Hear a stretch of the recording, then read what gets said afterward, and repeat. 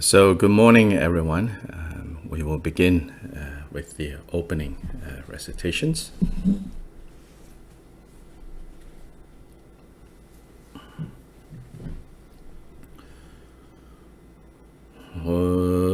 Dala dhamma jebe da nopar jebe gek tarpa dan tam je gempe bardu jobra jeba tham je gizo jebe ma nang ka dang nampe senchen tam je dewa dan ten tunga dan de de la na me pa yang dan par zobe chanchu rinpo je do para je dala dhamma jebe da nopar jebe gek tarpa dan tam je gempe bardu jobra jeba tham je gizo jebe ma nang ka dang nampe senchen tam je dewa dan ten tunga dan de la na me pa yang Dabra zobe janju rinpo je dobra je dala dhawa jebe dra nobar jebe ge tarpa dan tam je gembe baridu jobra jeba tam je ge se jebe ma nang ka dang nampe senchen tam je dewa dan ten tunga dan de la na me pa yang Dabra zobe janju rinpo je dobra je de sama geki bardu lunga yusum gewala go maji bardu lunga yusum gewala go du derene suntene ma chanta samji bardu lunga yusum gewala go sonje jodan soge jonamla chanchu bardu dane kyapsu je dagi junsu gebe sonanke Drala pencher sanje drubrasho sanje chodan sanje chonamla chancho bardu dane gyabzu che dage jinsu gebe sonanke Drala pencher sanje drubrasho sanje chodan sanje chonamla chancho bardu dane gyabzu che Dage jinsu gebe sonanke Drala pencher sanje drubrasho manang kadang nyampe Senchen tamche dewa dang dewe gyudan tempra gyurchi dungao dang dungyao ji gyudang drewa gyurchi dungao mepe dewa dang me drewa gyurchi neding chadang nidang drewa tangnyang la nabra gyurchi manang kadang nyampe senchen tamche dewa dang dewe gyudan tempra gyurchi dungao dang dungyao gi gyudang drewa gyurchi dungao mepe dewa dang me drewa Juji neding chadang nidang drawe dang nyong la dabra gyurje manang kadang nyampe senchen tamche dewa dang dewe gendang dambra gyurje dungyao dang dungyao gi gyudang drawa gyurje dungyao mepe dewa dang me drawa gyurje neding chadang nidang drawe dang nyong la dabra gyurje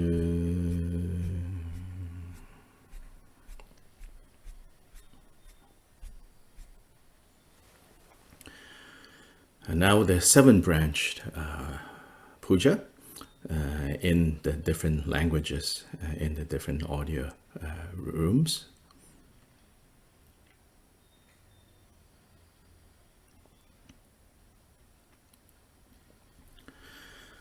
In all the worlds of the 10 directions reside Tathagatas of the 3 times. Before each of you, lions among humans, I prostrate joyfully with body, speech, and mind. By the power of this aspiration to noble deeds, all conquerors appear vividly in my mind. With as many bodies as there are atoms in all lands, I prostrate to all you conquerors. In each atom are Buddhas numberless as atoms, all in the midst of the heirs of the Buddhas. Thus I conceive of this Dharma Dhatu as completely filled with you conquerors in this way.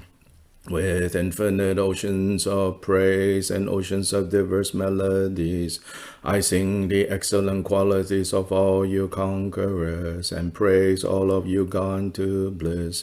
With the best flowers and best garlands, best music, ointments, and excellent parasols, Finest lamps and superior incense I offer to you, conquerors.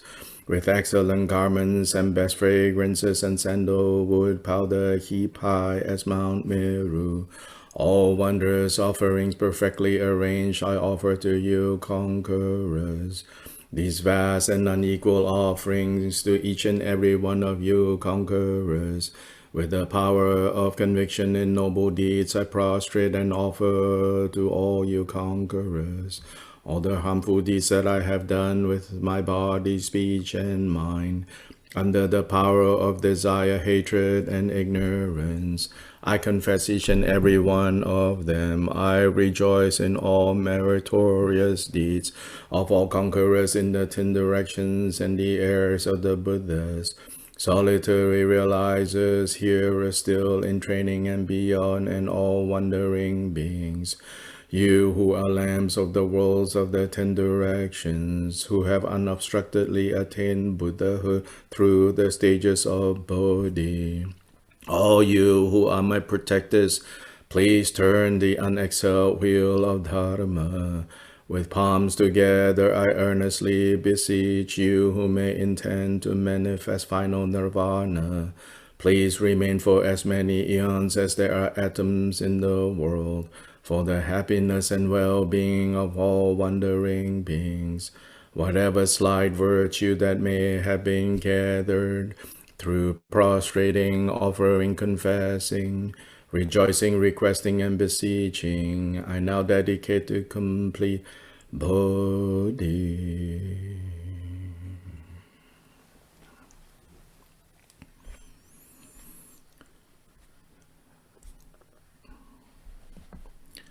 So good morning and good evening to everyone. So today is, according to the Tibetan calendar, it's a very special day. First of all, it's the full moon day of the 6th month in the Tibetan calendar. So this full moon day of the 6th month has a few significances. So the most important significance is that it is said that on this day, the future Buddha, as a 10th Bhumi Bodhisattva, entered the womb of his mother, Queen Maya, on this day. So this is one significance of today.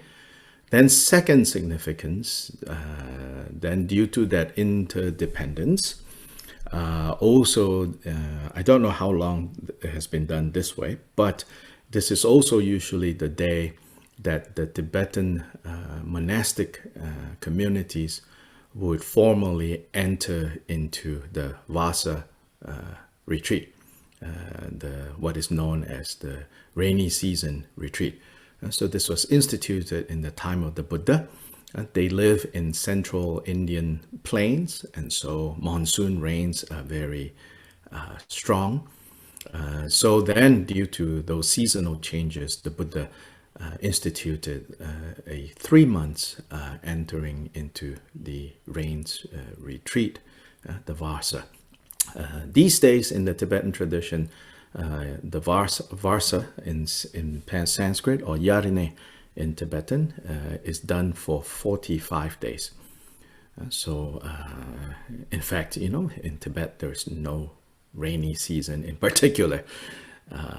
So anyway, the second significance is it's the day where the monastic community enter into this Varsa.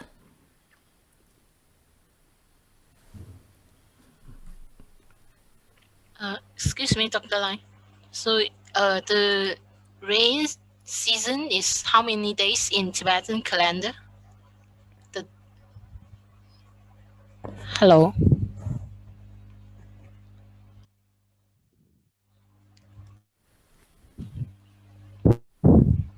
Dr. Lai?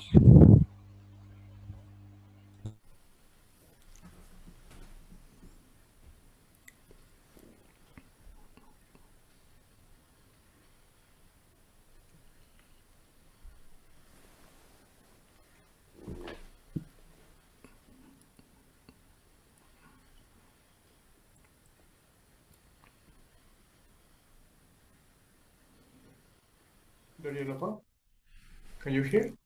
Yes. Waiting is asking something in the English room. Oh, okay. Sorry. Let me go to the English room. I'm not there. Yes. Sorry, waiting. Go ahead.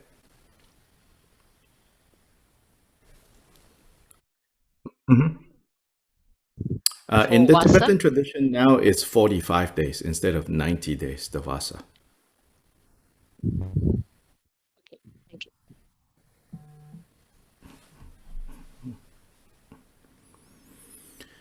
That's also the same, I think, in the Chinese tradition, also 45 days. Some still do 3 months, but 45 days.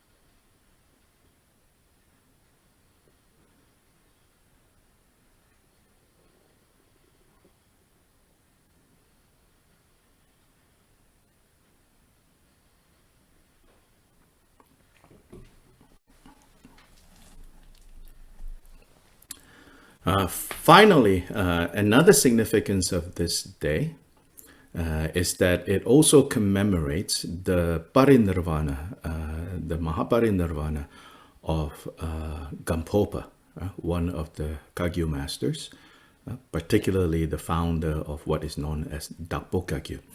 So you could say that basically today when we say Kagyu, we mean Dakpo Kagyu. And in fact, Dakpo Kagyu is named after Gampopa, who is from this area called Dakpo. So often Tibetans and great Tibetans are known by the area they come from, Dakpo. So Dakpo Kagyu. So today is also the Mahaparinirvana of Gampopa. So I want to take this opportunity to share with you this translation of a praise that Kyopa Jigten Sumgön, founder of Drigung Kagyu, wrote of Gampopa. So either Javier or Omar, if you can share in the chat of Zoom this document. Otherwise, if you're watching on Facebook, I've also posted this on my Facebook page, this praise. Unfortunately, we only we only have this translation in English. So if we have skilled translators who want to attempt to translate this into Spanish and Chinese, I greatly rejoice in that. Hint, hint.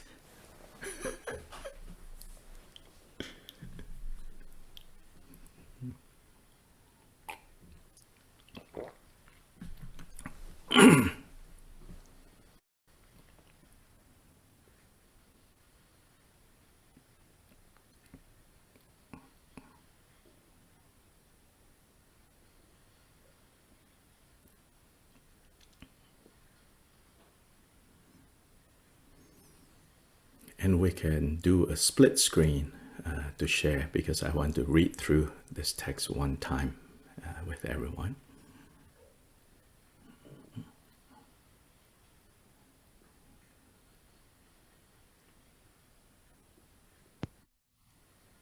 Do you need me to share, Dr. Lai? Yeah, please go ahead and share.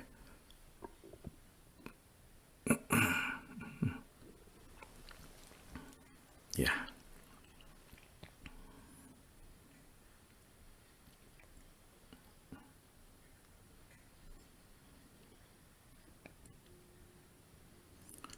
And so this praise was written by Kyopa Jigten Sumgön. It's called In Praise of Glorious Gampopa, the Precious Dharma King. And so let me read through this once. So it says, you are the one who in a single instant enables us to realize mind as Dharmakaya Buddha, which is difficult to find even across infinite eons. Your name, O Supreme Guru, is not easily heard. In this world obscured by darkness of ignorance, you clearly illuminate the very mind itself with the luminous wisdom of the sun mandala. Your name, O sublime Guru, is not easily heard. For beings who are drowning in the ocean of suffering, you awaken into Buddhahood with overwhelming compassion. And for as long as samsara exists, you ripen all wandering beings with the inexhaustible wheel.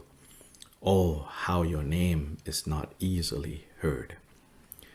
You, the one known as Chandra Prabha, are the holder of the treasury of the teachings, the chief heir of the protector of the world, the king of Shakyas.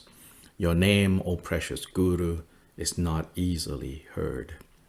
The source of happiness in samsara and nirvana, the sage's teachings, are profound, peaceful, and free of complexity.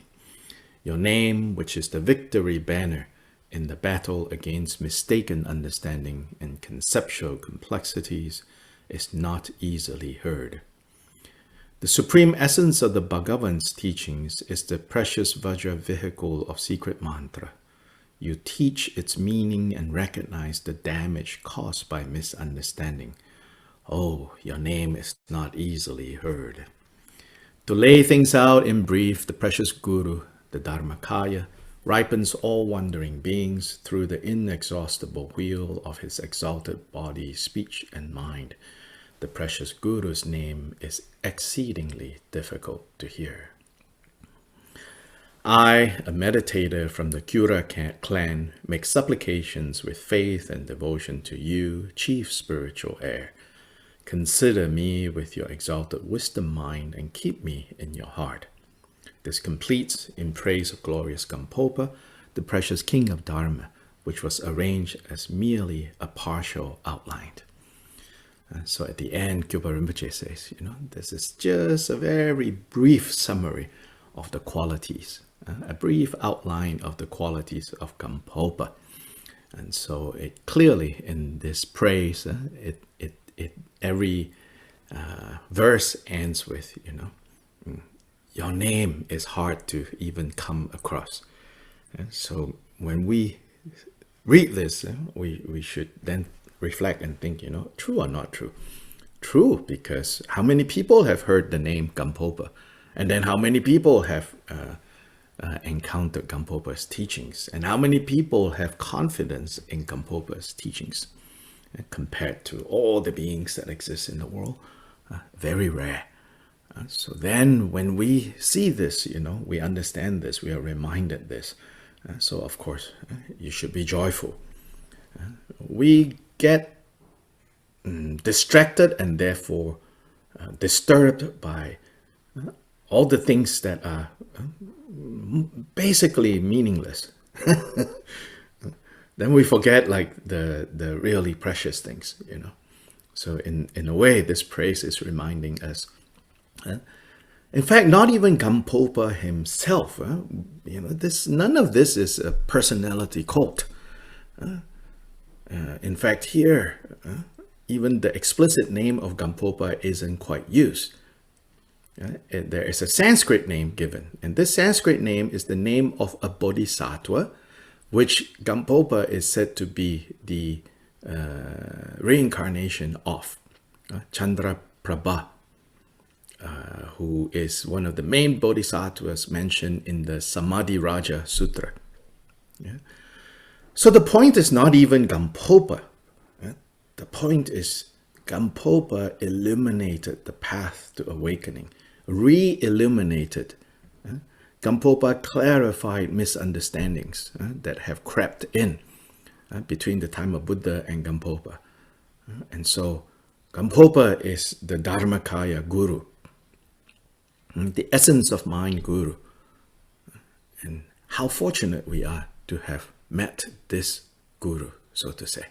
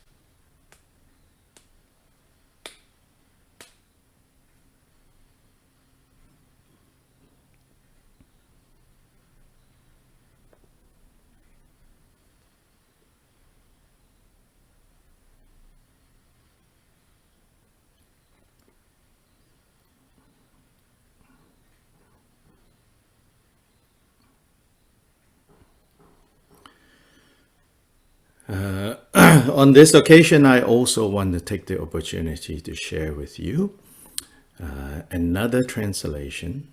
So either Javier or Omar, if you have it, can you share on the chat? This is called the Lion's Fountain, a regular practice for taking the bodhicitta vow.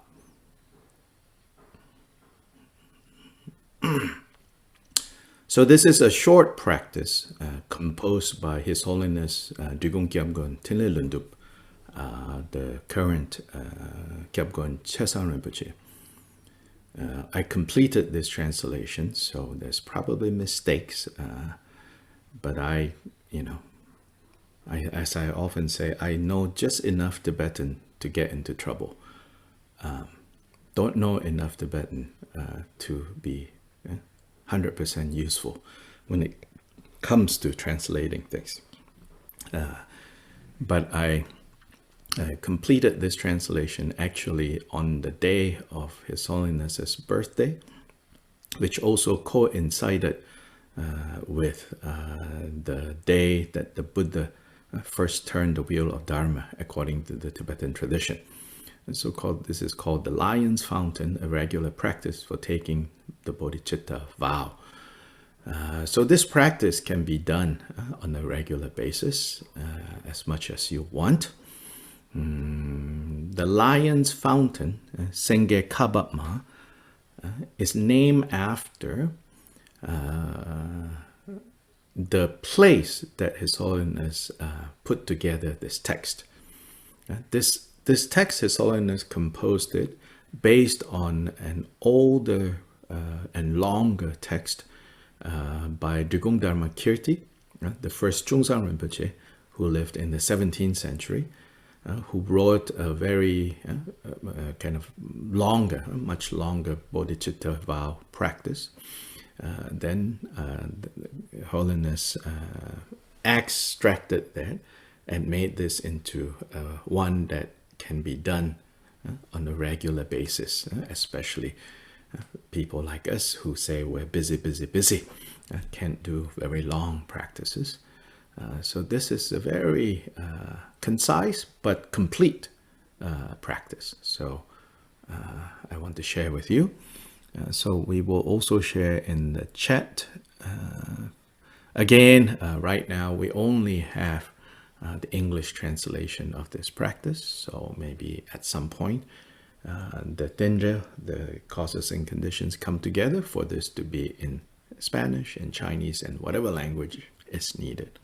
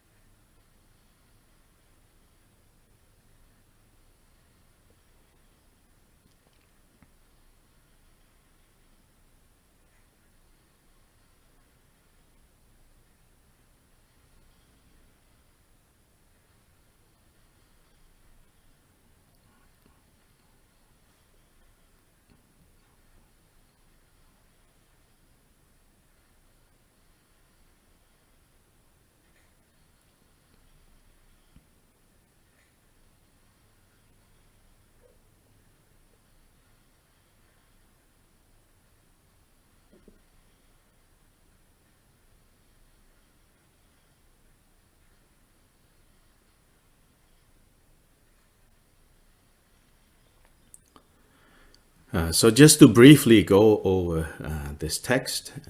So here it says, let's scroll down. It says, for performing the regular practice of the daily ritual of taking bodhicitta vow by ordinary beings, there are three parts to this practice. So like any properly composed, put together practice, there's the preparation part, the main part, and the conclusion. So here, for the preparation part, Kyopa Jiten Sumgun taught that 4 causes or 4 elements, you could say, right? 4 crucial elements have to be brought together in order for us to properly give rise to bodhicitta. So the preparation part is the practice, the cultivating. Practice means to cultivate these 4 causes.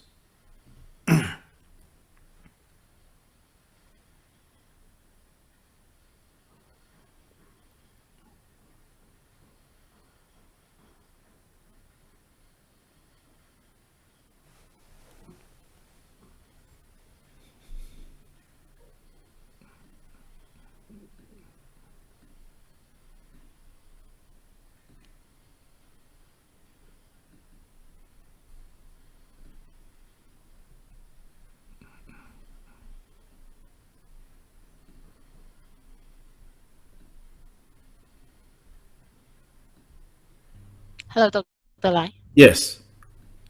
Hello. Yes. Yes. Sorry, just now I have some interruption from my internet. Can you repeat again? What did you hear or not hear? So I know how much to repeat. I just heard from daily ritual for Bodhisattva, Bodhicitta wealth. Okay. And then I missed the rest of it. So for this practice, there are 4. Kyopa Jigten Sumgun taught that there are 4 elements, 4 conditions that need to be brought together in order for the effective giving rise of bodhicitta. And so in the preparation part, you cultivate these 4 things.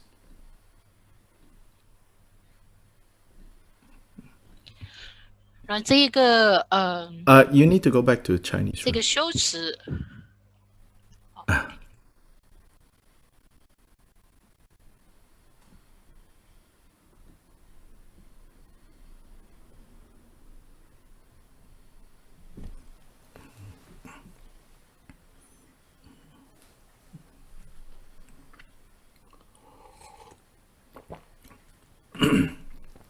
So the first one, in this text, it says, the first cause is generating the perception of the Guru as a real Buddha. So here is saying that from the person from whom you receive this vow, the person who serves as a witness, as someone who gives you this vow, you want to see this person as the Buddha himself. So this is to stabilize our faith and confidence that, this is like we are in the presence of the Buddha himself, and we're taking this vow, this most important of vows and commitments, directly from the Buddha himself. So then in this practice, it describes, it says, in the sky in front of me on the lion's throne is the Guru, who is the Bhagavan, meaning Buddha, and more specifically in the form of Buddha Shakyamuni. So the usual description of him, right hand touches the earth, left hand in meditation posture. So he's dressed in the 3 Dharma robes. Then it said that he's surrounded by the 8 great bodhisattvas, here called the close sons. That means his most closest disciples, which is the 8 great bodhisattvas. And then, of course, all the Idam deities, Dakinis, Dharmapalas, all gathered together. In other words, the whole the field of refuge is present. And who are you taking this from? You're taking this from Buddha Shakyamuni, who is your root guru, Buddha Shakyamuni.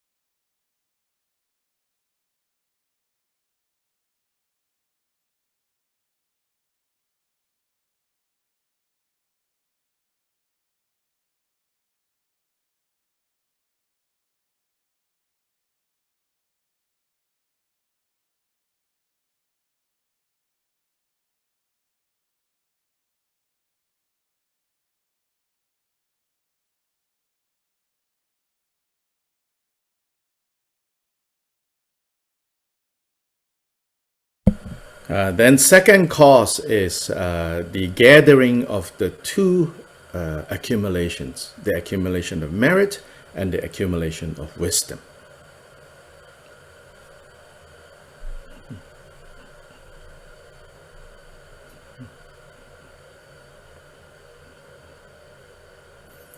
So the accumulation of merit in the text here on page 3 is done in a very brief way, which is the verse 12 of the 7-branch puja that we chanted at the beginning of class today, which is this one that says, whatever slight virtue that may have been gathered. So this is like a concise, through prostrating, offering, confessing, rejoicing, requesting, beseeching, and dedicating. And these are the 7 branches. So that is the very concise and brief way to do the first of the 2 accumulations.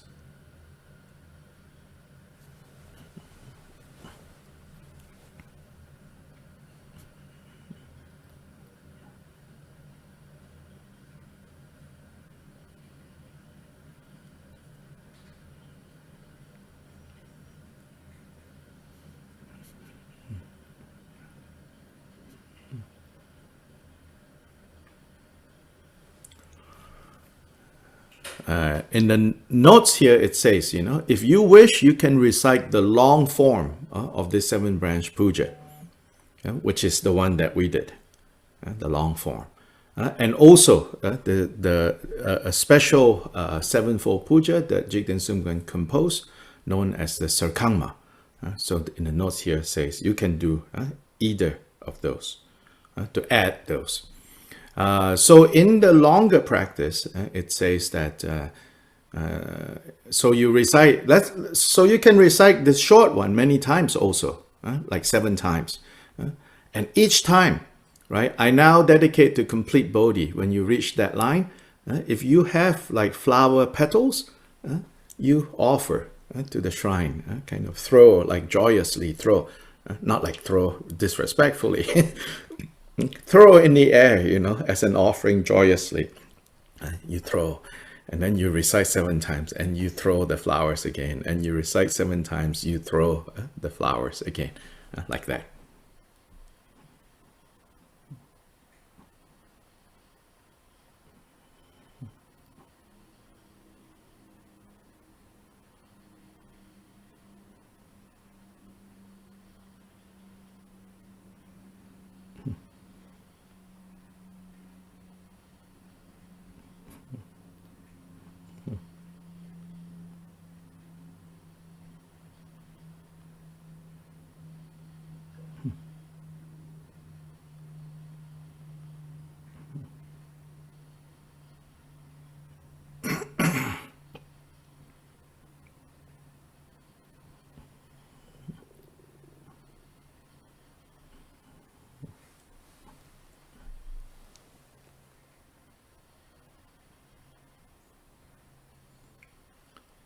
Then the second part to this accumulation is the accumulation of wisdom.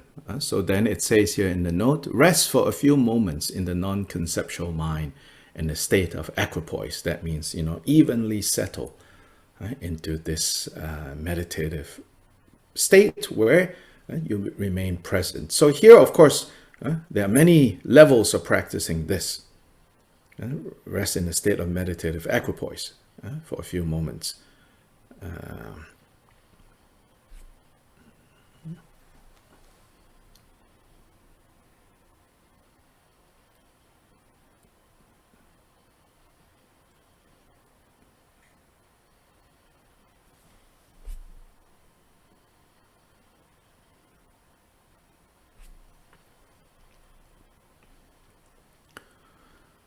Then the third cause is to cultivate, on page 4, the 4 immeasurable minds, which is loving kindness, compassion, joy, and equanimity.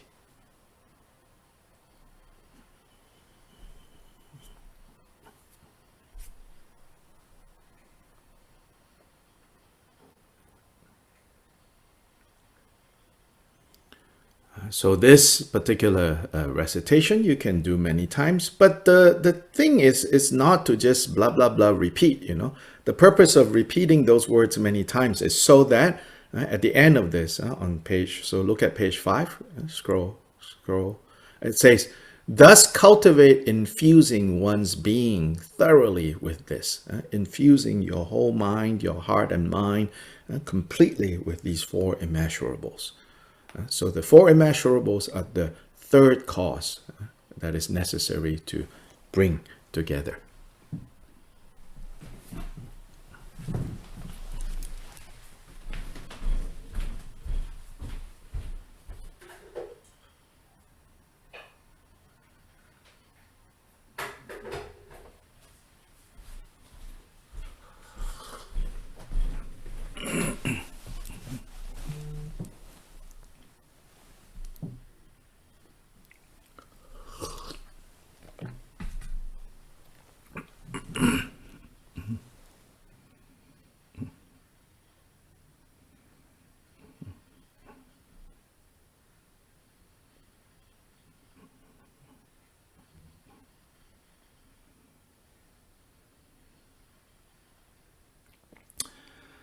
Then the fourth cause, yeah.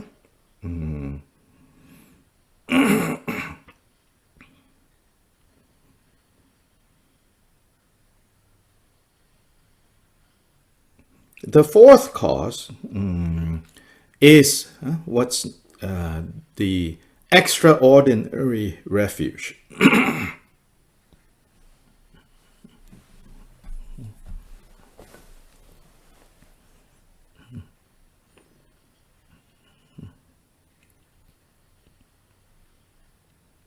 And this verse is taken from Bodhicaryavatara.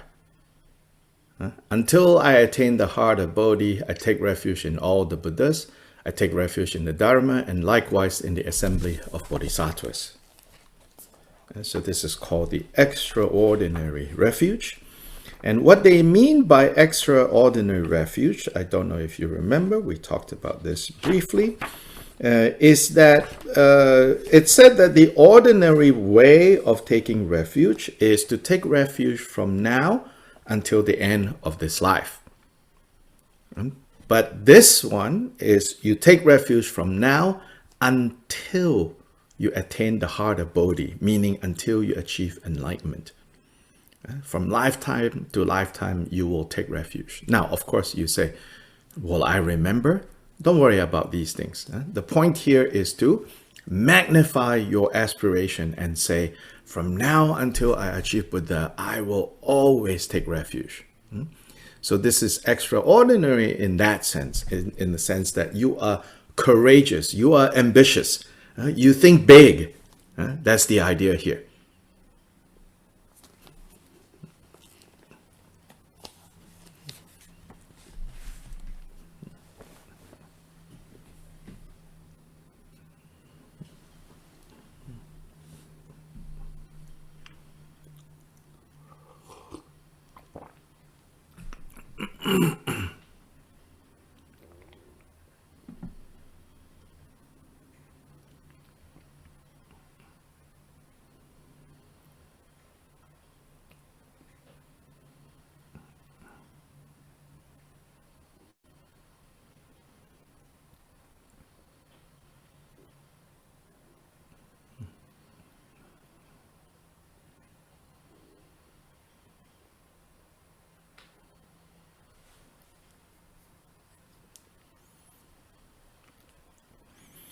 And also then the other extraordinary is like we take refuge in Buddhas. Here it doesn't mean just one Buddha, just Buddha Shakyamuni. Or just thinking, oh, I take refuge in Buddha, meaning that I respect, Gautama Buddha, I admire him. Here, in this way of taking refuge is saying, just admiring, just respecting is not enough. That you want to become Buddha yourself. You want to actualize the Dharma in your mind so that your mind is revealed as Dharmakaya itself. And to do that, you will follow the example of the Bodhisattvas.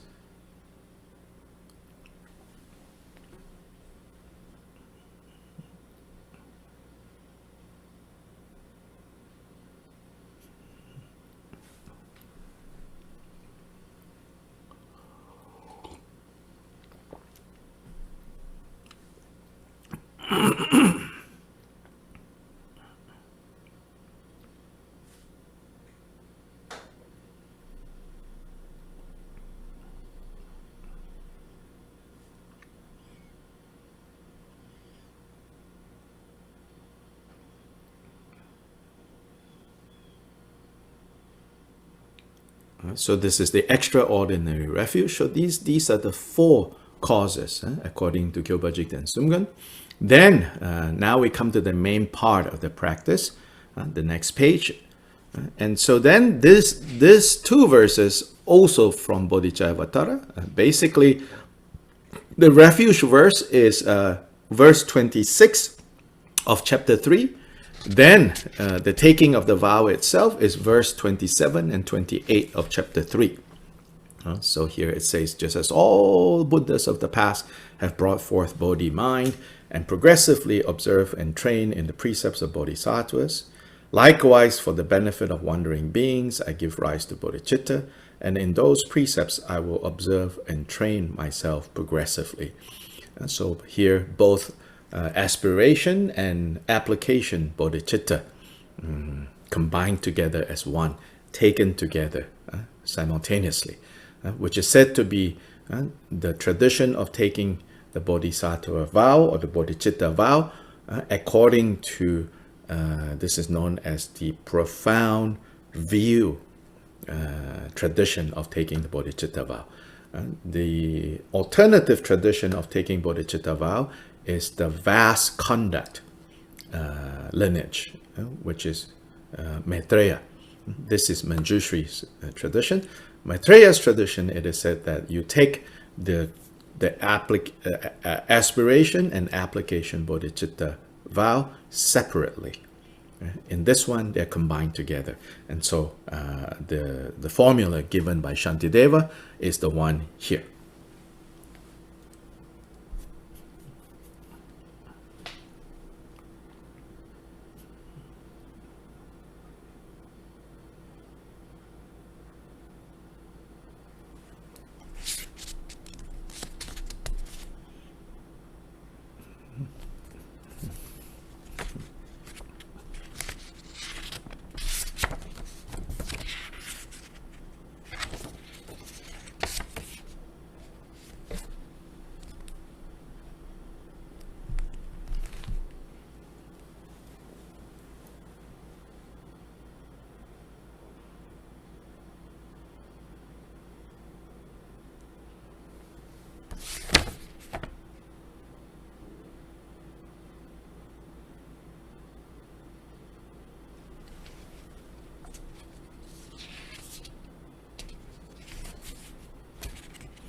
So sorry, I gave the wrong.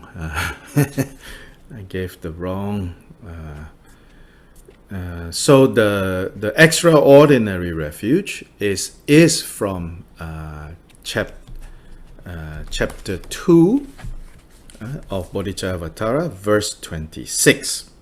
Chapter 2, verse 26, the chapter on confession. Then the taking of the bodhicitta vow together, both aspiration and application, that is verse 23 and 24 of chapter 3.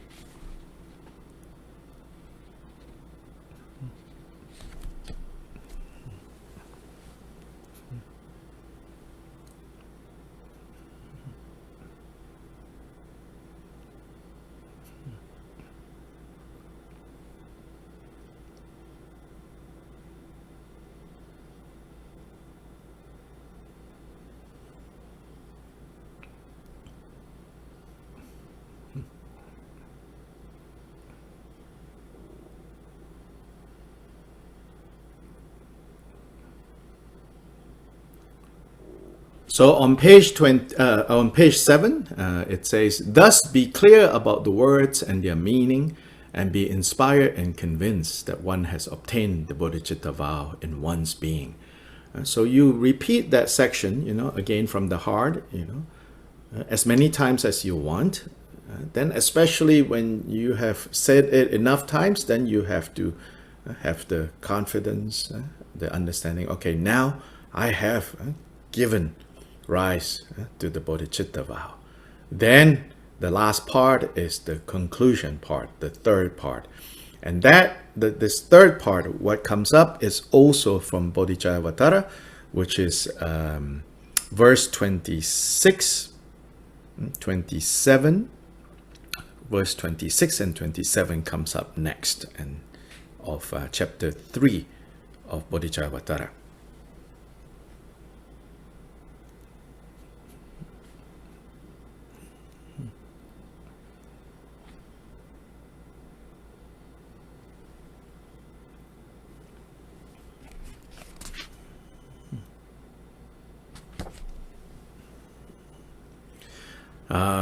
So verse 26, starting on page 7 of our practice text, it says, "Now my life has become fruitful, this human state has been well attained.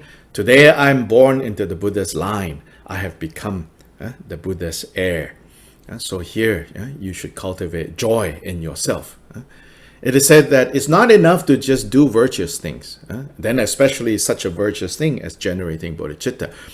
After doing something virtuous, the rejoicing mind, the joyful mind has to be there. If you do something virtuous and then you regret, oh, that's actually very harmful. Or if you do virtuous things without awareness, then not very beneficial actually. Because it's not having an impact in your mind. So this is to cultivate joy. Then the second is promising not to forsake the line. That means don't shame this family that you have been born into, which is the Buddha's family. So it says here, this is verse 27 from Bodhicaryavatara chapter 3. It says, "From now on, I will in every way undertake the actions befitting this line. I will not be a stain on this faultless noble line."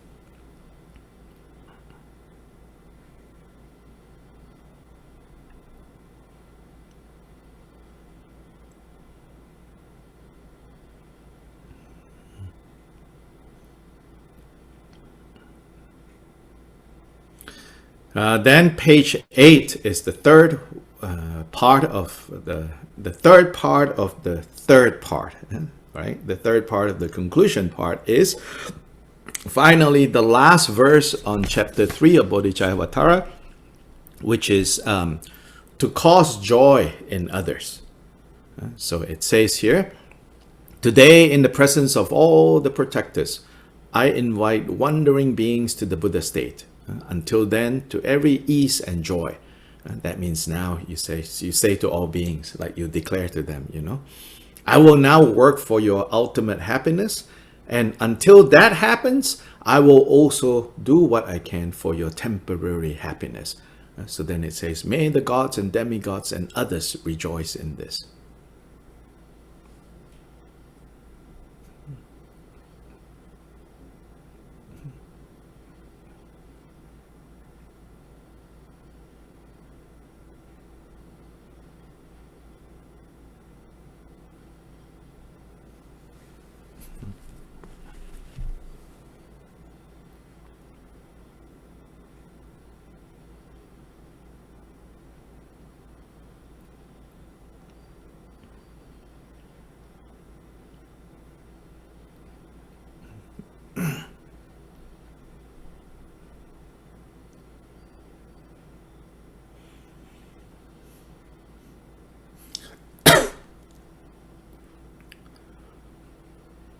When we have this big purpose, when we have this great purpose, you know, then we are not so easily distracted by minor problems, inconveniences that turn up on a day-to-day basis.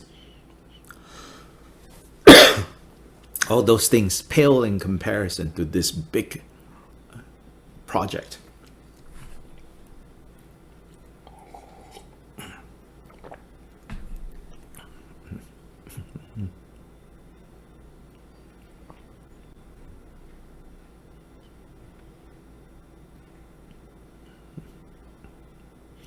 People yell at us, people give us a hard time, things don't go our way, you know, we're like, ah, that's okay, you know, those are little things.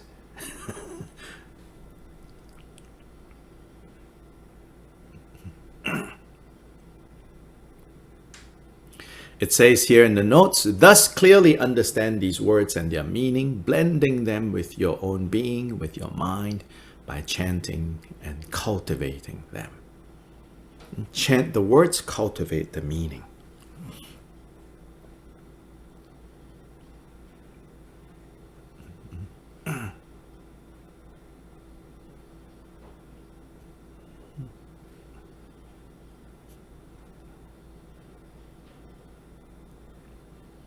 So it says here, this was adapted from Drigong Dhammakirti's oral advice, the Shelong, the notes at the bottom. Then more information.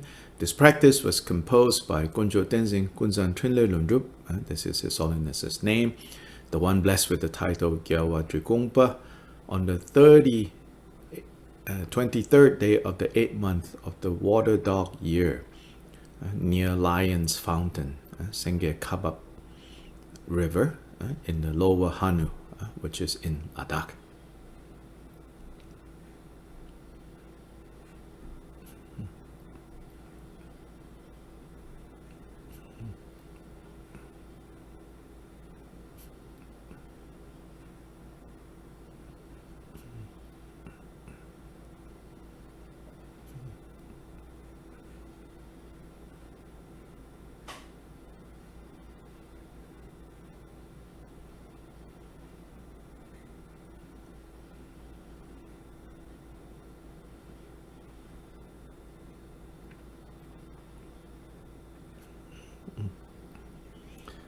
Sengye Kabab Lion's Fountain is the name of the source of a major river in India called the Indus River. Indus River. In fact, the word Hindu comes from the name of this river, Indus.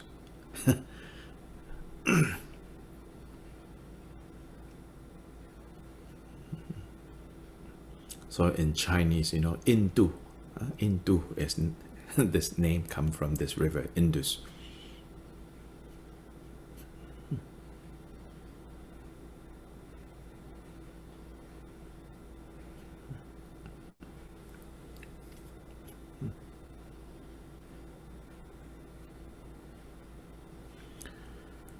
So this is briefly this practice. It's a beautiful practice, you know, short, meaningful.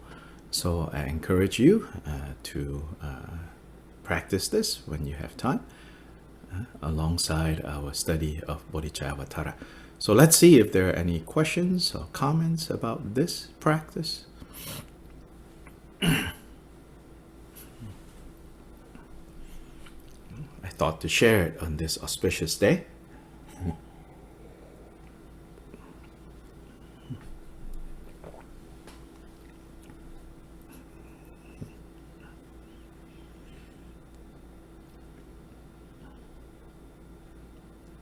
Then some of you maybe have question, you know, because you know these practices. So at the end there, then the refuge field right in front, Buddha Shakyamuni, who is the one giving you this, transmitting this bodhicitta vow to you, in whose presence you have taken the vow.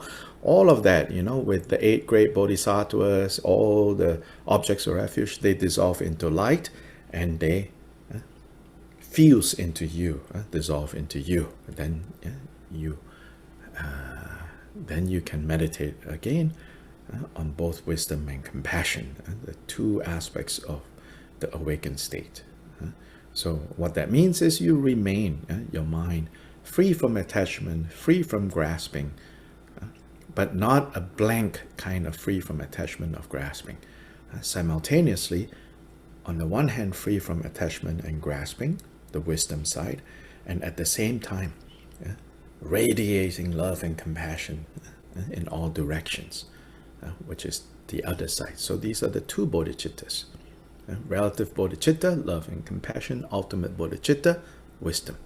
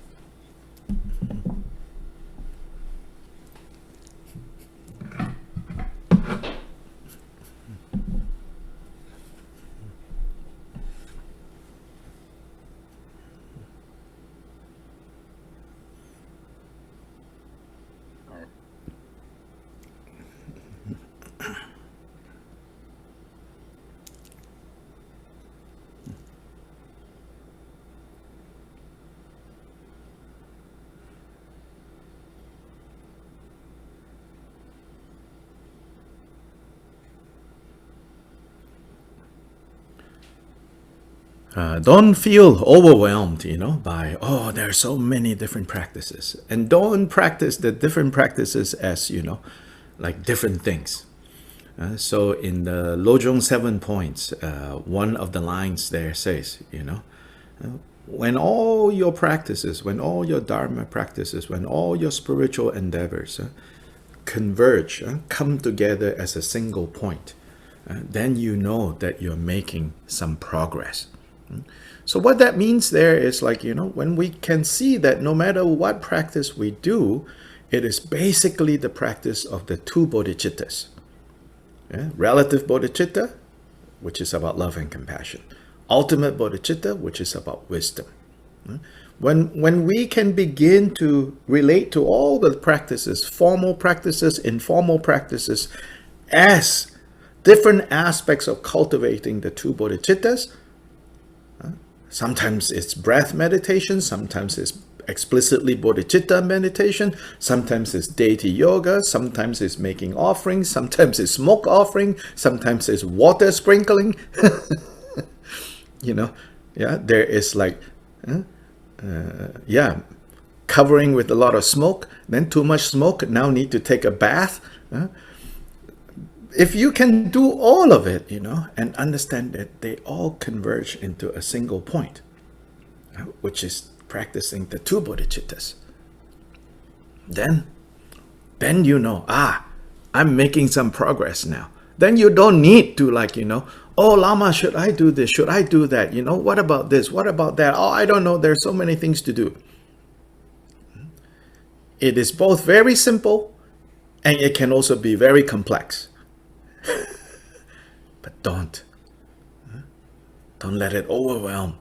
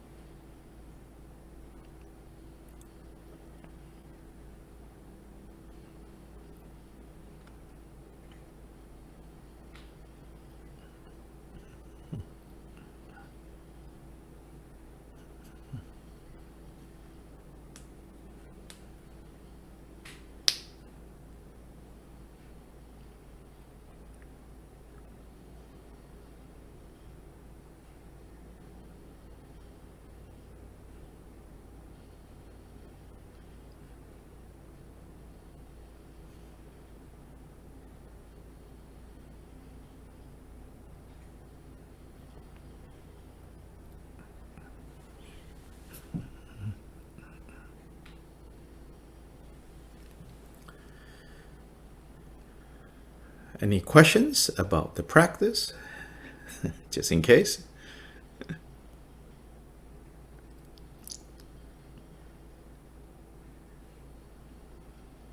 Yes, I think May raised. Did you? You have to unmute yourself, and May, you have to unmute yourself. Yes. A question, but I just have a comment. I really like that final verse, the variant reading on, instead of saying I establish all sentient beings in the state of Buddha, it says I invite wandering beings to the Buddha state. I think that's just so beautiful. Yeah. Shantideva, he says, I invite you. I welcome you. I call you to come. Yeah. If you are asking, if you're speaking, I cannot hear you, Antonio. Sorry, I was translating into Spanish. Okay. Okay. Yeah.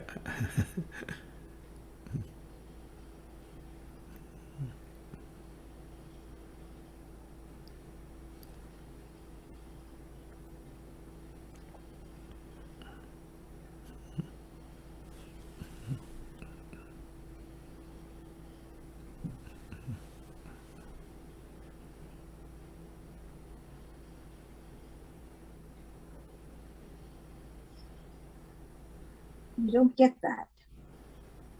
You just speak. Then finally, coming back to over there, but you stop me. Coming back to the life of the Buddha. So we say that today also commemorates, right, the Buddha's, the Bodhisattva, the 10th Bhumi Bodhisattva entering the womb of his future mother, whose name is Mahamaya. So there is some symbolism here that I want to briefly introduce to you. So the Buddha's birth mother, her name is Mahamaya, which literally means great Maya. What is this word Maya? What does it mean? Maya has two meanings related. One meaning of Maya is illusion. So that meaning is, you could say, kind of a slightly negative meaning. Now, of course, when her parents name her, they don't mean that, calling her, illusion in a negative sense. Because Maya also has another meaning. Same word. And it's the meaning of magical. Magical. Maya can also mean magical. And of course, it's magical based on the fact that it's illusory. So the great illusion, the great magic, right? Mahamaya. So when the Bodhisattva enters the womb of Mahamaya, so here is telling us, when we enter into Maya, or Mahamaya, you and I, we are entering into illusion leading to delusions. When the 10th Bhumi Bodhisattva enters into Mahamaya,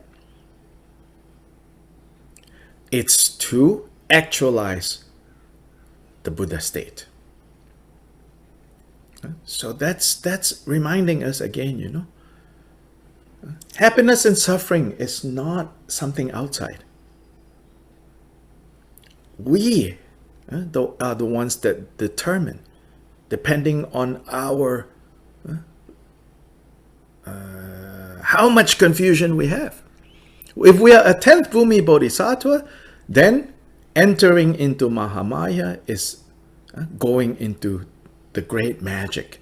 As in, now you can magically teach sentient beings, you can magically display all kinds of miraculous things, magically benefit beings. But most of us, when we enter into Maya, it's illusion, confusion, delusion.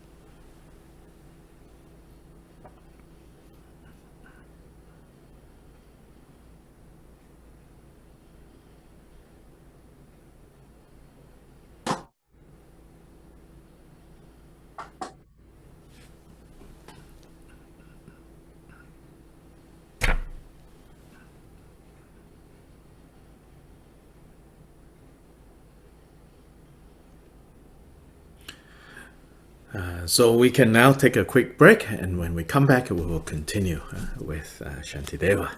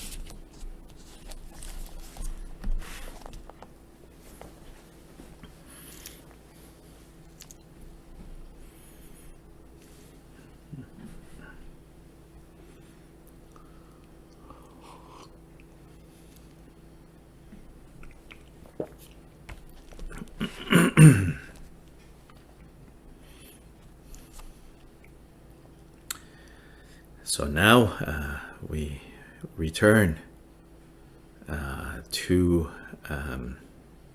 Bodhicaryavatara. So we are in the midst of chapter 5, the chapter on vigilant introspection. Yeah? Vigilant introspection, which is this kind of quality of mind, a skill of the mind, where we are. There's a number of things going on here. One is to have mindfulness, but not the way that this word is used these days. Here, mindfulness means not forgetting what we should adopt, practice, what we should put down, leave alone, don't mess with. In other words, remembering what the Buddha prescribed as conducive to us becoming free from suffering, achieving happiness. And what the Buddha proscribed, meaning say, don't do the following things because they lead to suffering, they lead to dukkha. So first part of this vigilant introspection, the topic of this chapter is not forgetting those prescription and proscriptions. First part. Second part is then to be able to bring that information, to be able to bring it into moment to moment, into our daily situations.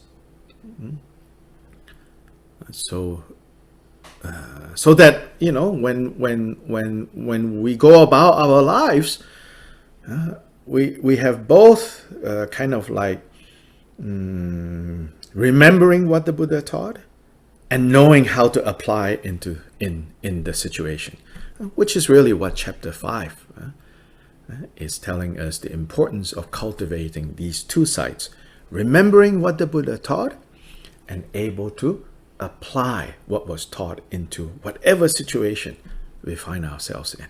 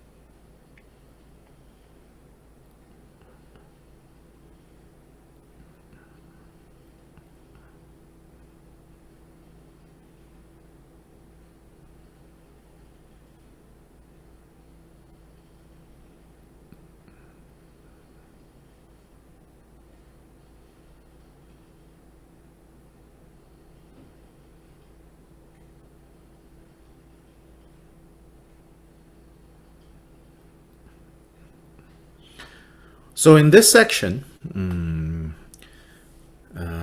Shantideva shows us how, where does suffering come from? Suffering comes from the mind. And suffering takes place in the mind. Where does happiness come from? Happiness comes from the mind. Happiness takes place in the mind. So then in this section, from verses 9 to 17, he's focused on showing how when we talk about practicing the 6 paramitas of bodhisattvas, which is the ultimate, right, causes, the ultimate causes of ultimate happiness is the cultivating the 6 paramitas. Then here what he's showing us is, in terms of cultivating the 6 paramitas, they are all actually about cultivating the mind. And so we have looked at how he said dana paramita, practicing giving, practicing generosity, is about purifying and removing any and all stinginess, close heart, poverty mind, like poor mind, I don't have enough, I don't have enough, I cannot share, It's about removing all of that. And that is dana paramita, right? And we talk quite a bit about that. Then verse 11, it's about shila paramita, discipline. He says there, the essence is to develop a state of mind, through support from speech and physical actions, but ultimately it's to train the mind so that the mind is more and more free from wanting to cause harm. Wanting to cause harm because we're not happy. Wanting to cause harm because we are upset. Wanting to cause harm because we're depressed. So Shila, he says, all the different precepts that the Buddha gave, whether it's a 5 lay precepts to the 8 precepts that you observe on certain days, to the 250 precepts of monks, all of those is to remove harm from our minds.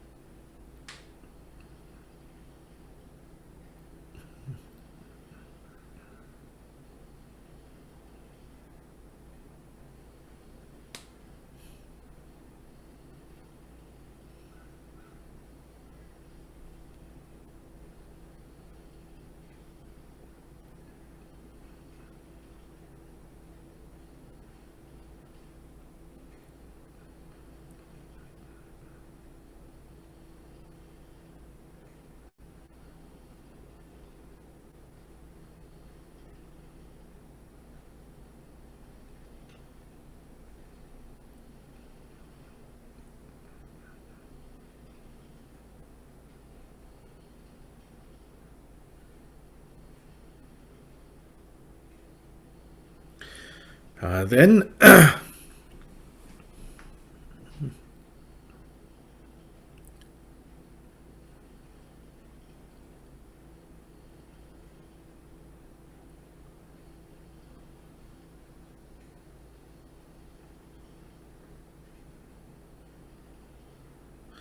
let's read 12, 13, 14. Harmful beings are everywhere like space itself. Impossible it is that all should be suppressed. But let this angry mind alone be overthrown, and it is as though all foes had been subdued. To cover all the earth with sheets of leather Where could such amounts of skin be found? But with the leather soles of just my shoes, it is as though I cover all the earth. And thus the outer course of things I myself cannot restrain, but let me just restrain my mind, and what is left to be restrained. So these are some of the, I feel, these 3 verses, especially the second verse, is some of the most precious things that Shantideva offers in this whole text. He says, so this is about the 3rd paramita, the paramita of what we call patience or forbearance. So I think the word patience, the way we use it, at least in English, it's like, what is the opposite of patience? We say, well, impatience. But here there's something more precise. This patience, or what we translate as patience, in Sanskrit is kashanti. It has more a sense of like to forbear, meaning that when something unpleasant turns up in our life, we don't immediately get upset and angry. Now, even anger, there are many different types, Anger is not just like, anger. A lot of us have very kind of hidden anger. So the point here is that whenever that which is undesirable turns up, and these undesirables might even be very noble in the worldly sense, like, oh, I'm so upset that people are destroying the world, that they're destroying the environment. So even something like that. So this, first of all, we need to understand, it has nothing to do with whether your anger is justified or not. That is a different matter. We're talking about whenever we encounter things that disturb us, that we don't like. Look at how immediately we become angry. We become upset. Look at that first. Put aside. It's so easy for us to get all caught up in anger when we say, well, but this is justified. No. We're not saying that is not important, but put that aside first. Look at how anger has turned up. And particularly the practice of patience here, in the Bodhisattva path, the 3rd paramita is to practice forbearance, to practice patience.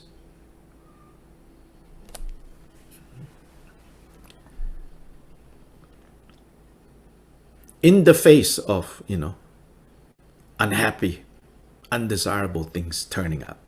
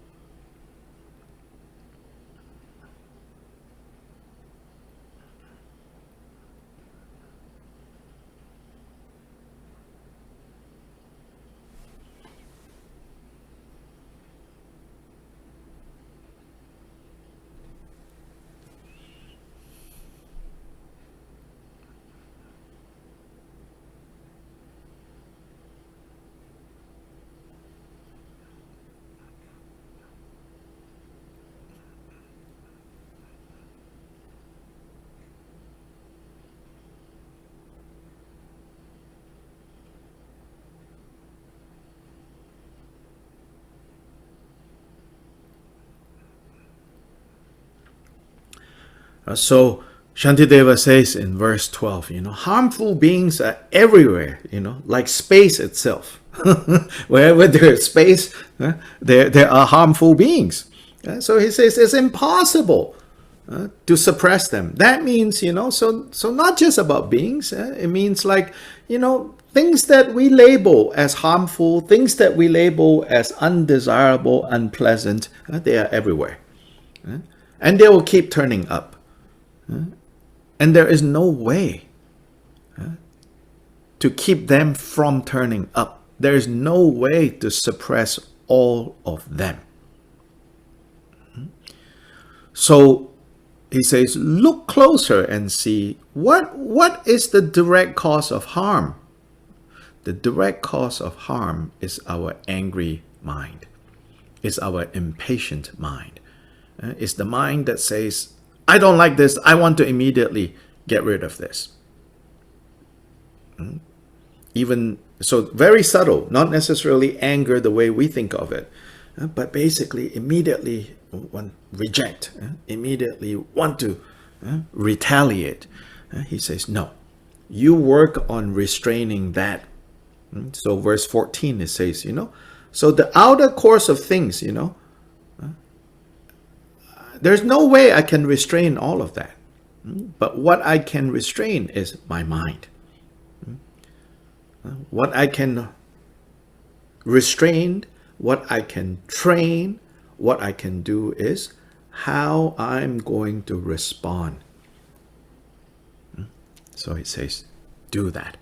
So the chapter on patience, Shantideva will go into more details, helping us to process this, to work with this. Then verse 13 is this beautiful kind of analogy given, It says that this whole world, there are so many thorns and stones and harmful things. If you think, oh, the ground is filled with all these like broken glass, this and that, I want to make a carpet or leather to cover the whole earth so that wherever I walk, I will not get injured. He says, yeah, that project will never work because there's no end to this. Whereas if you are smart, if you are skillful, oh, I only need to get 2 small pieces of leather, right? And to cover my feet, make them into shoes. Then I can walk all over the earth and not be harmed. So restrain our own mind, train our own hearts. Then whatever harm, that we might encounter, we will not let that harm us.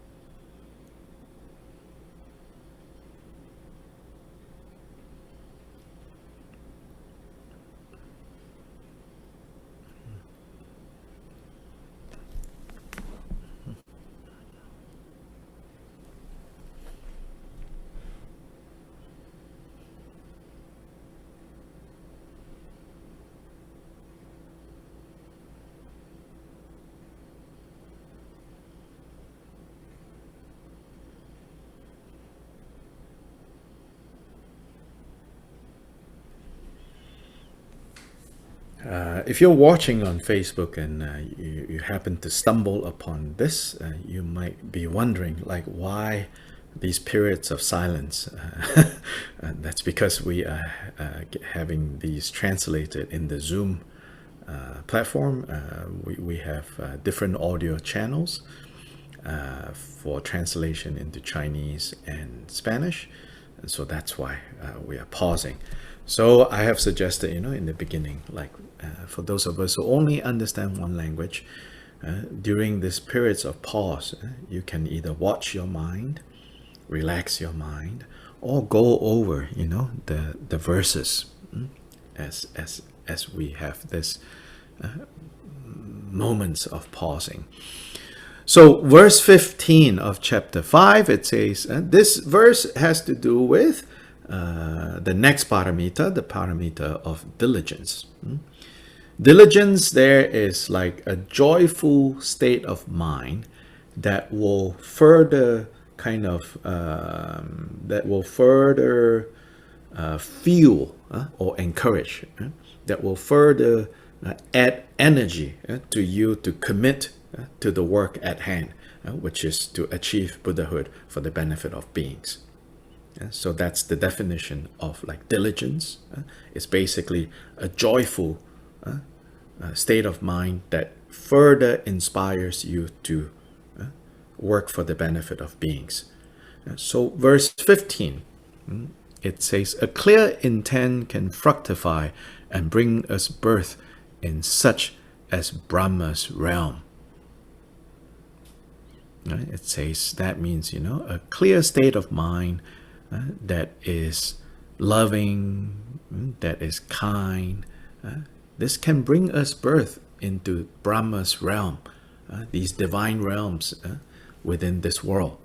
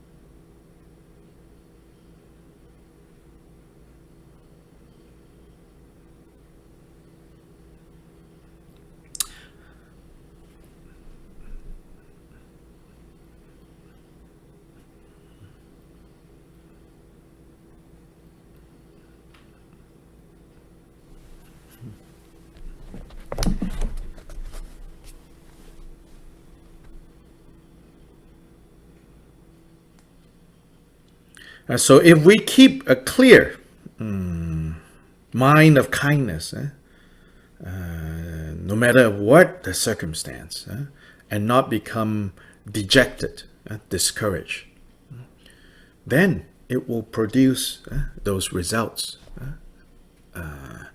accordingly. So verse 15 says, compared to actions of body and speech, they don't generate as powerful a result. So in the commentary on this, it says that there are examples given, like in the Mahaparinirvana Sutra, the Buddha gave the example of like a mother and child. They were, unfortunately,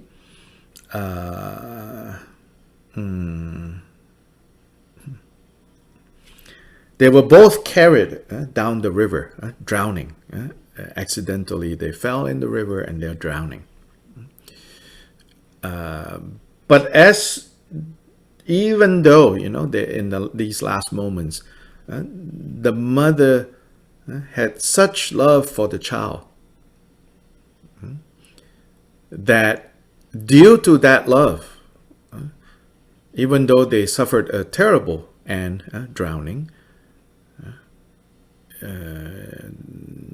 the mother and the child, because of their love for each other, they were born in the Brahma realm.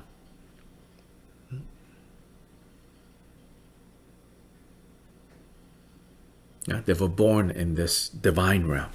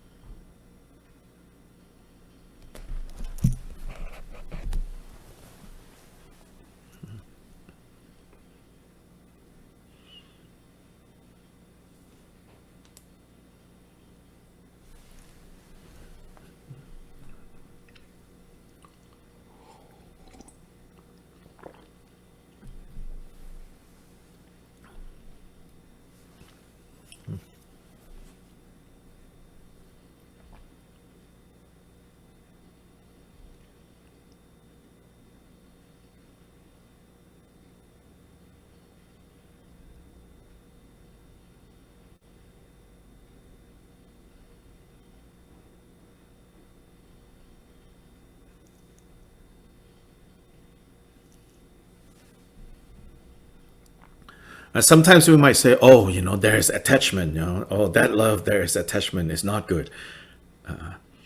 Well, it's only not good compared to love that is without attachment. But love with attachment is still better than like anger, jealousy, or like neutral,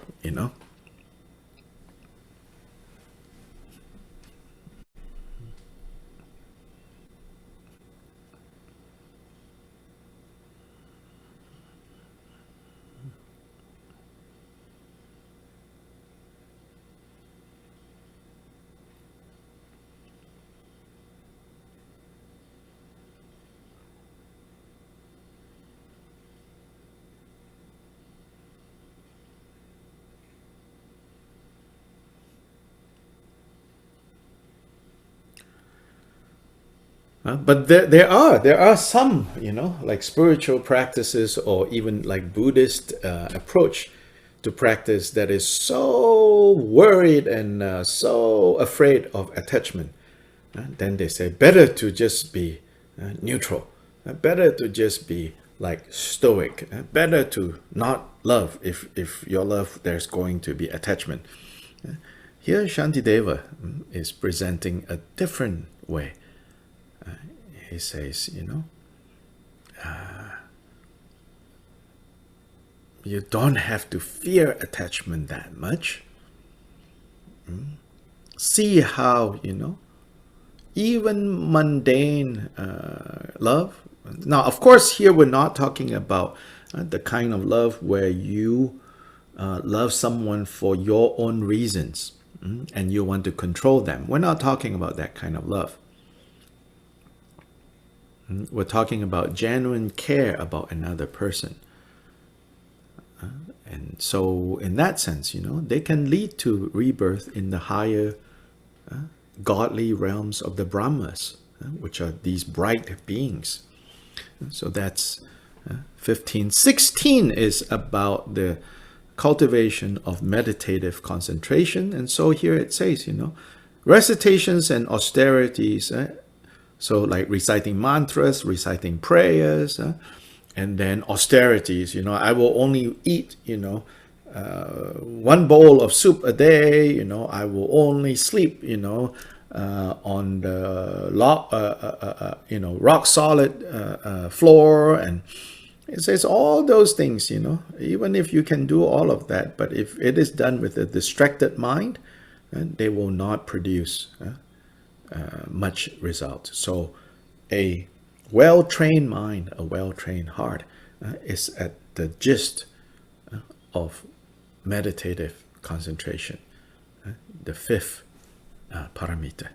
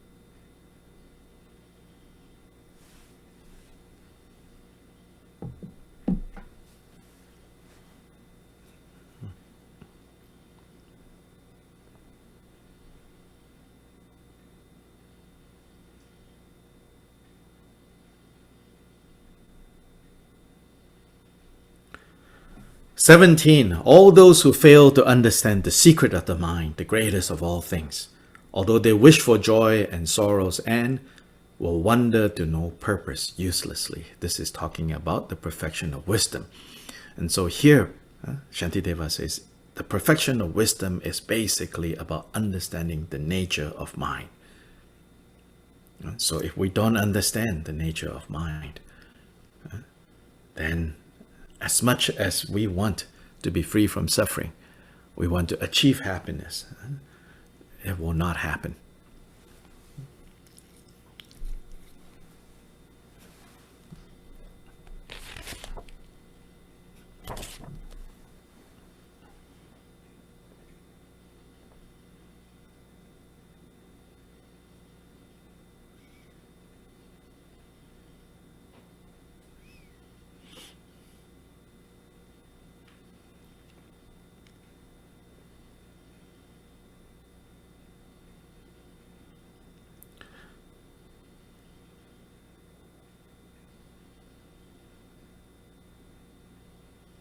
And so in the next section, from verses 18 to 22, he is going to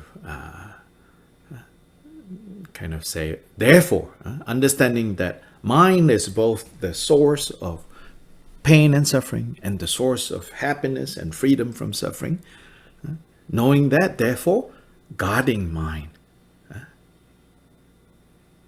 training the mind is key.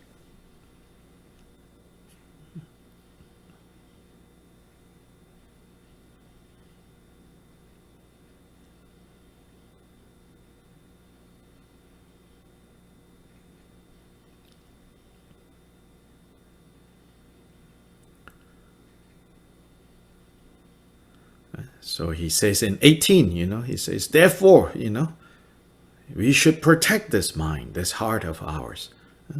What's the point of having so many disciplines, so many practices?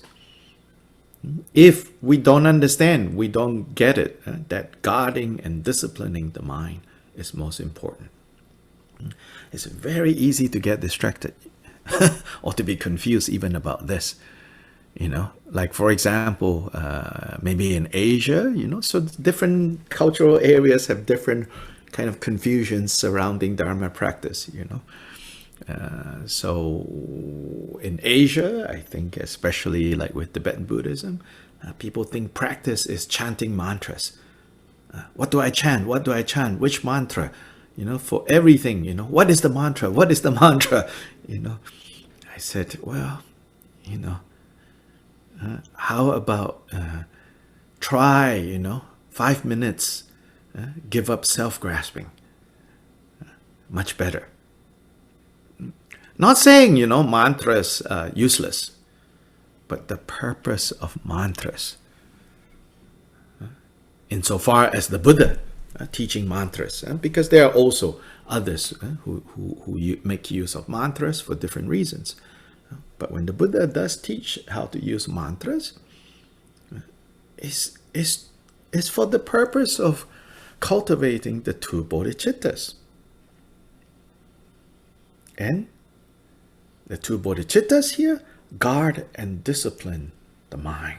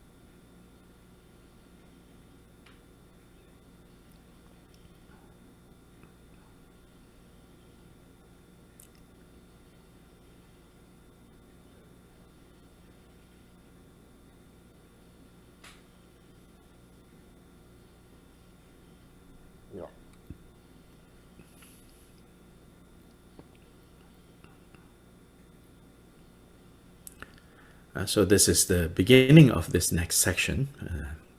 So this is verse 18. So today we will stop here, but I want to leave maybe some time for you to any questions or comments, questions from past weeks, overall questions about, the lessons that we've been learning from Shantideva. So take a few moments to kind of think about it, and something you want to share or some question you have. Meanwhile, I want to point out, I don't know if you can see, there's a big bouquet of sunflowers here as an offering to the temple and to the shrine. Yesterday, I was at the farmer's market, and I go every Friday because a good friend, they sell cheese. So right next to them, there's a woman selling flowers. And at the end of market, she said to me, she identified herself. She said, I have been to the temple downtown and before the pandemic. And she said, has it reopened? I said, yeah, we have reopened. And she said, I always end up with a lot of flowers, that I don't sell. And they're all cut. And she said, is there a way I can give you flowers, to take to the temple? I said, yeah, sure. I said, but it might live a day or two in my house first, although some temple activities are functioning out of my house in terms of Zoom. And she said, oh, yeah, whatever you want to do, it's good. And so this is, the offering. So for all of you to also offer, to rejoice in all these beautiful sunflowers.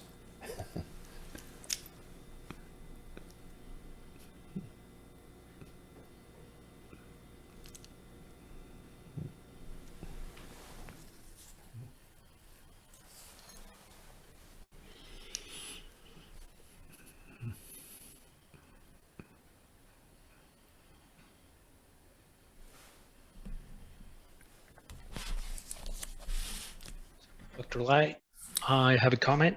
Yes. So I just wanted to comment that, when we were reviewing stanza 15, there was one line that attracted me, was the acts of body and speech are less. And it has happened to me in practice and reciting mantras that I keep forgetting that the mind, it could be separated from body and of speech, because maybe I can just start reciting mantras like you said, go over and over, but obviously my mind is somewhere else. Yes. I'm busy and I'm doing things, but at least I'm chanting, and yes. then I finish and I feel like, well, I did the speech part, and that's fine. But it's, I don't know, it just, I know we were going over and over how important the mind, but that line, the act of body and of speech are less, just struck to me, and I found it very, very helpful, at least for me. Yes, right.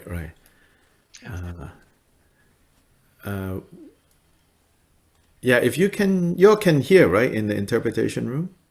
Yeah, so go ahead and translate that. Thank you for sharing.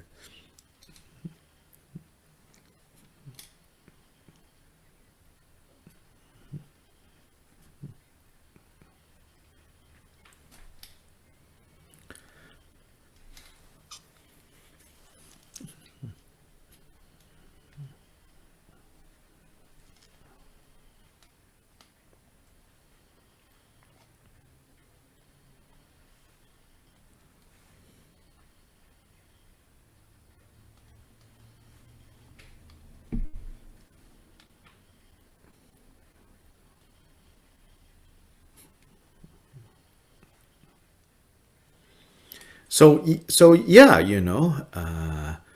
it's easy to forget, what's most important is cultivating the mind. Now, of course, on the other hand, you could also say, something is better than nothing.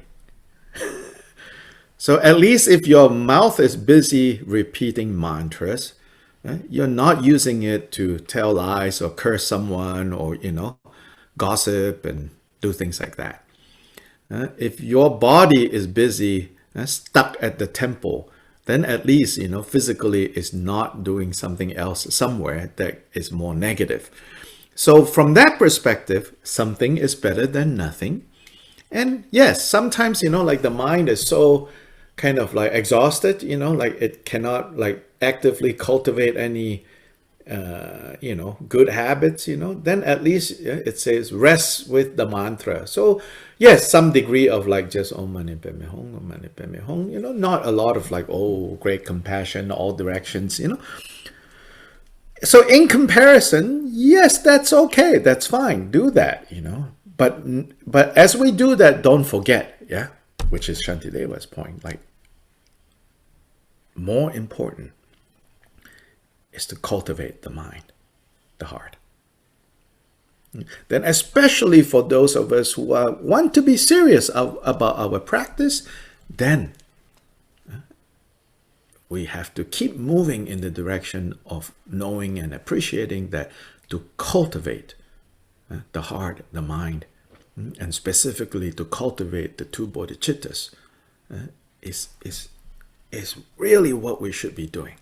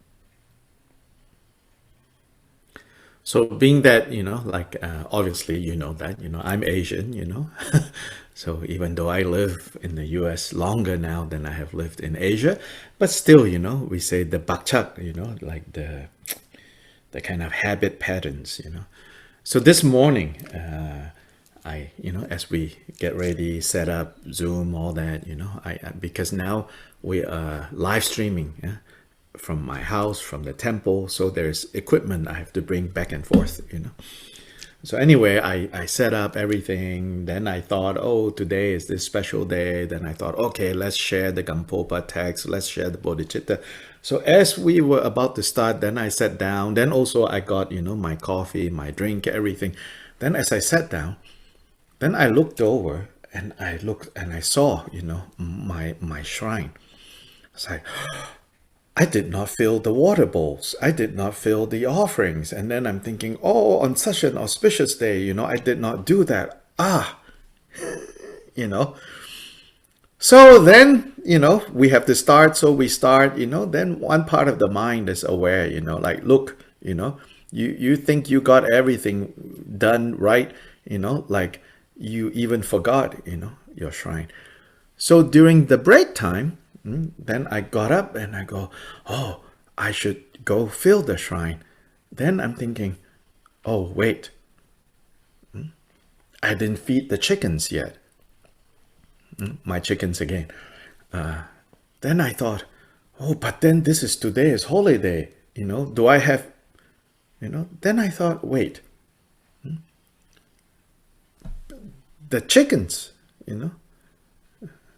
they are Buddhas too. Right? Their nature is Buddha. So on the relative level, their need to be fed is a more pressing need than my water bowls be filled. And those are Buddha by nature and Buddhas to be along the path. So I said, okay, let's go feed the chickens first and see if I have time to fill the bowls before I start the teachings. So these are the ways of like training with the mind. And this is what we mean like training with the mind. To bring more and more awareness into what we are doing and why we are doing. But without philosophizing, without thinking too hard. Let the teachings kind of illuminate, let the teachings kind of shine into. So it turns out, then I have time, fed the chickens, the future Buddhas, the actual Buddhas came in, filled the water bowls, and then continue on. Yeah.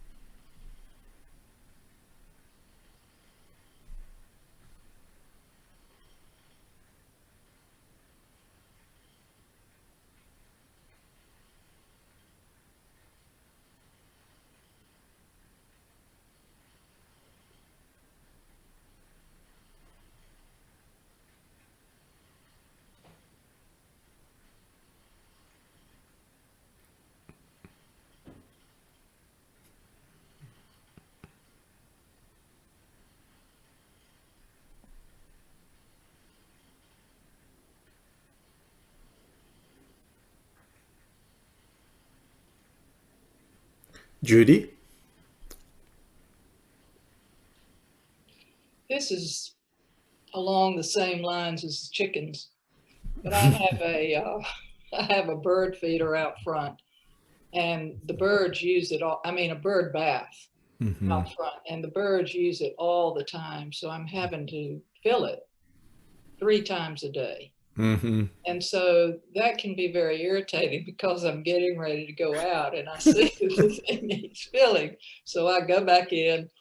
But this morning I went out and of course it needed filling. So I took it out, and as I was putting the water in, it suddenly hit me that I was giving water for drinking and water for bathing to the Buddhas. And all of a sudden, my attitude changed. I was having a good time. Right. Know?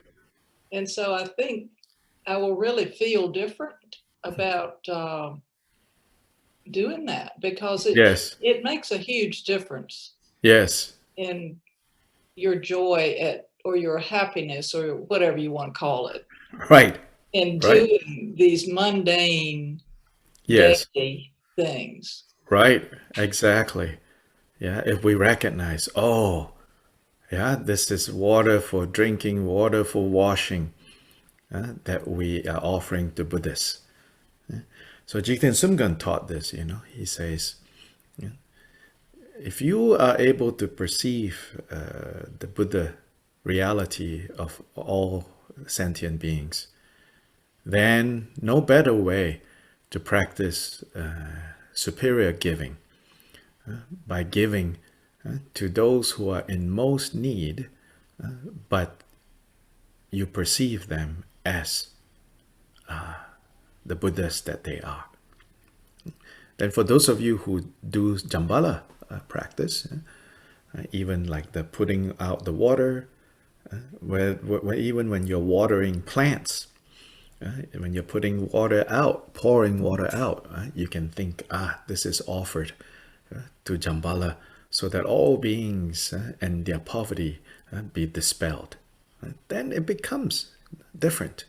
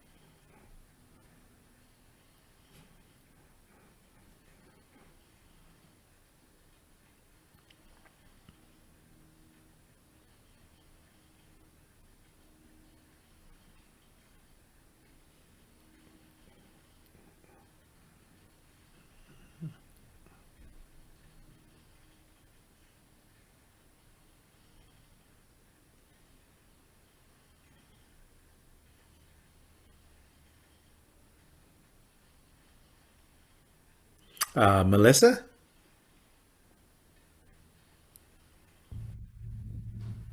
Yeah, along these same lines, I wanted to relate something in a book that I've been reading called The Surrender Experiment.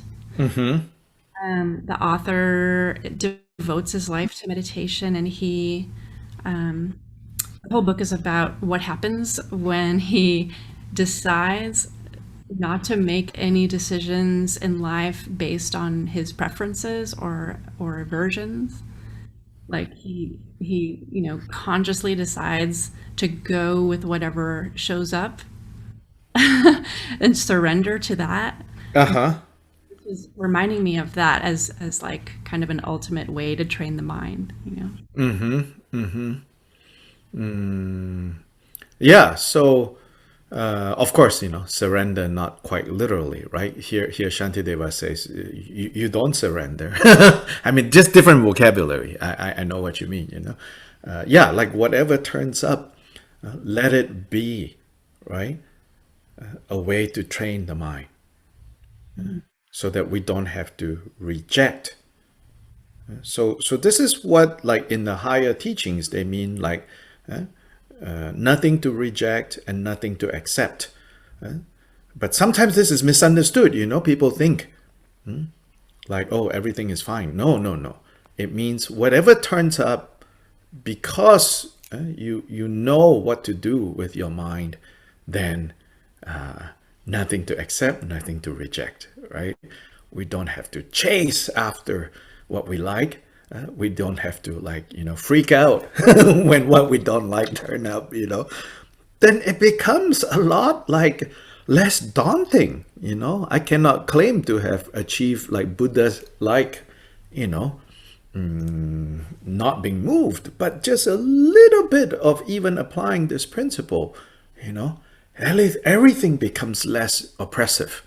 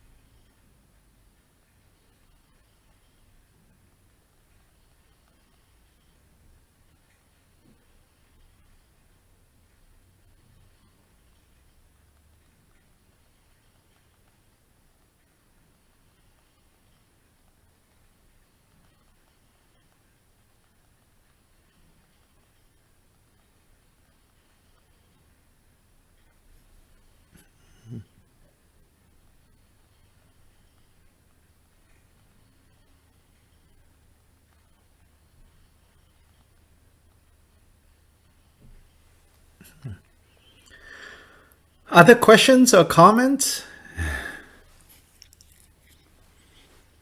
Other ideas on how, you can apply these teachings, these practices? This is helpful to all of, to everyone.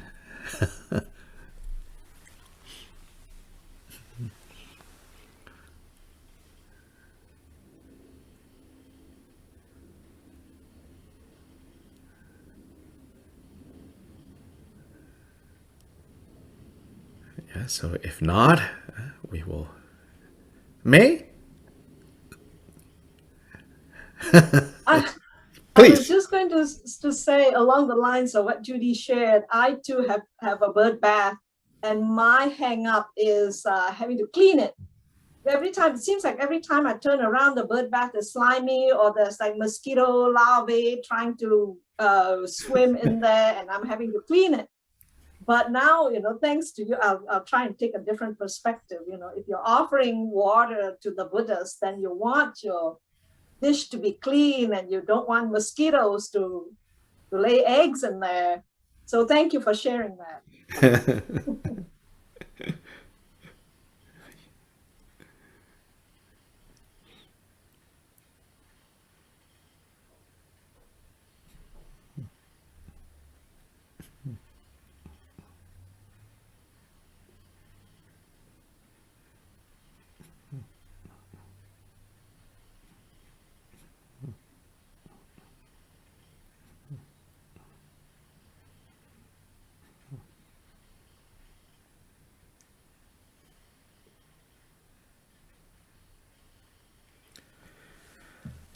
Yeah, thank you. So now let's do dedication at the end. So this dedication is also an aspiration. In fact, aspiration prayer and dedication prayer, they are two sides of the same coin, especially if it pertains to bodhicitta.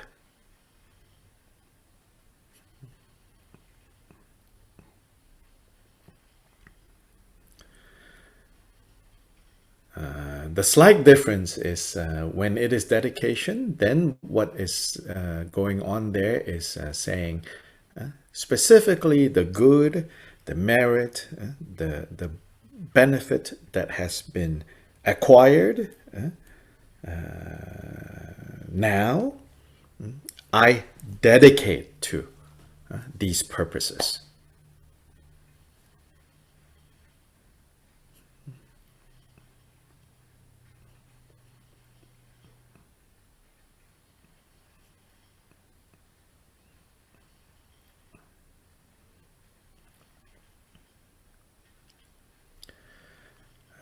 Aspiration is more about may I achieve this or that. But in this case, whether it's aspiration or dedication, the more important element is it's the two bodhicittas,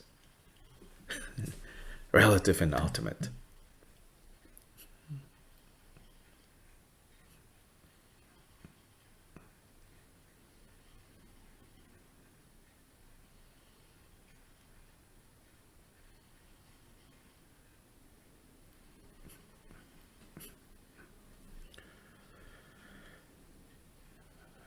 And for those of you who are local to the Asheville area, tomorrow we have a smoke offering practice at the French Broad River Park starting at 10. It will go till about 11 something. We will try to live stream on Facebook, but often the sound is not so good.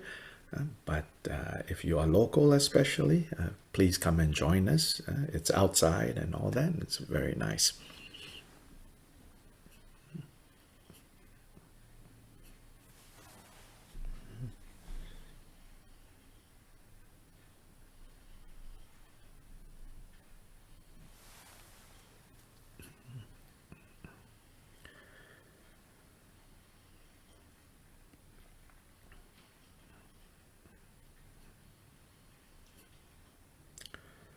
Changchu Semcho Rinpoche Magye Banam Ge Gyurche Ge Ba Nyam Pa Me Pa Yang Gone Gong Du Pe War Sho.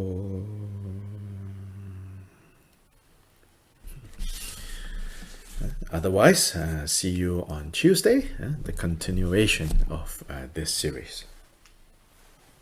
Thank you. Bye-bye. Bye. Good night. Thank you. Good night. Good morning. Ta-ta. Thank you. Good morning. Enjoy the weekend. Gracias. Gracias. Gracias. Thank you. I did it.